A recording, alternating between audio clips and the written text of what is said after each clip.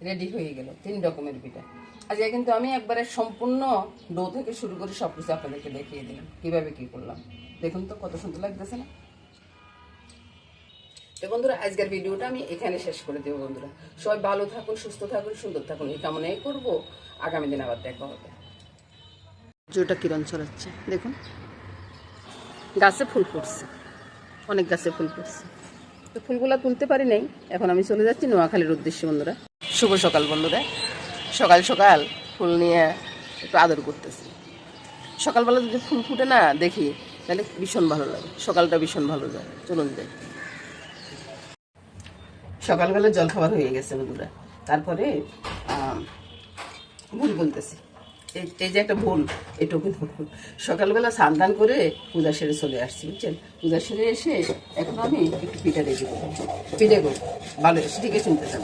পিঠা করবো, পিঠাটা করবো কেন সেটা পরে দেখবেন। আর পিঠা করার জন্য এখন দুধের ক্ষীরটা তৈরি করতেছি।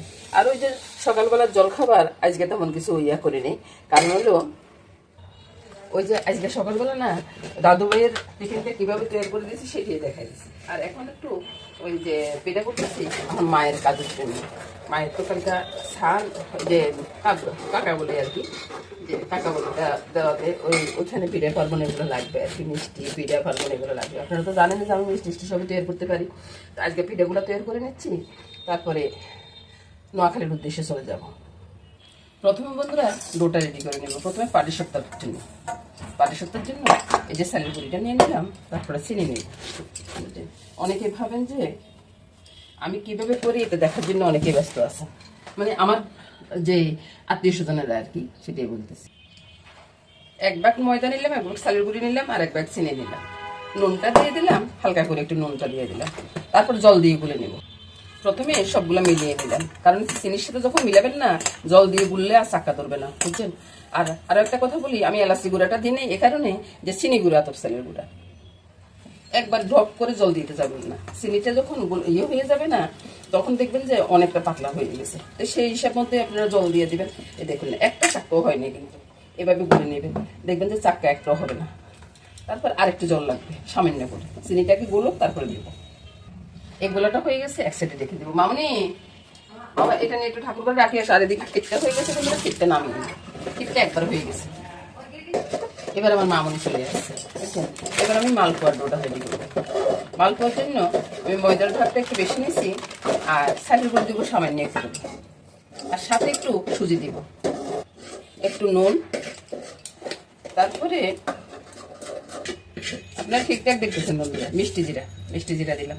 আপনারা চাইলে এলাচি গুঁড়াটাও দিতে পারেন, আমার হয়তো দেখা যাচ্ছে না ওইটাই বলতেছি। তারপরে চিনিটা দিয়ে দিই, নুন তো দিয়ে দিলাম। চিনিটা আপনাদের ইচ্ছা, একটু কম দিলেও ইচ্ছা, বেশি দিলেও ইচ্ছা, সেটা আপনাদের উপর নির্ভর করবে। সুজি কতটুকু দিলাম বন্ধুরা দেখুন তো, এই যে 1 চা চামচ। সুজি কিন্তু বেশি দিতে যাবেন না, তাইলে হয় কি অনেক সময় দেখা যাচ্ছে লাসা লাসা হয়ে যায়, বুঝছেন। একটু ভালো করে মিশিয়ে নিলাম, বুঝছেন। মিশানোর পরে আমি জল দিয়ে করে নেবে। এটা একটু ভারী ডো হবে, এটা কিন্তু অত পাতলা ডো হবে না।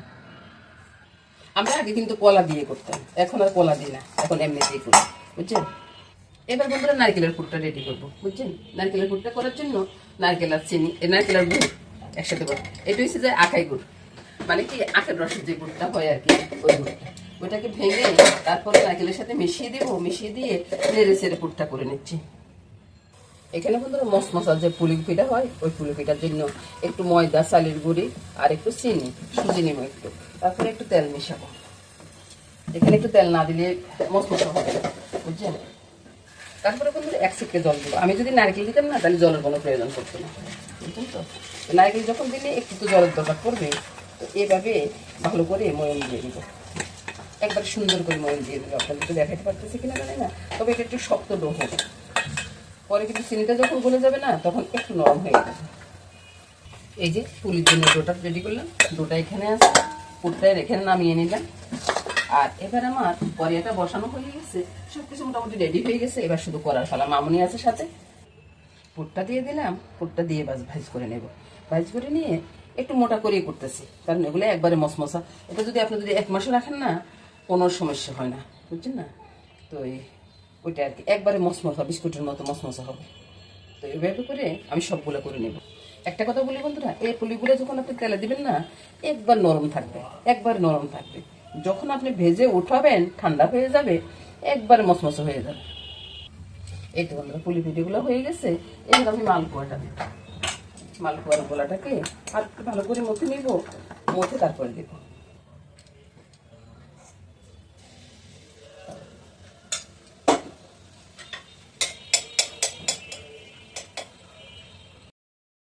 এবার দেখাচ্ছি বন্ধুরা কিভাবে ফুলে ফুলে উঠতেছে মালপোয়াগুলো।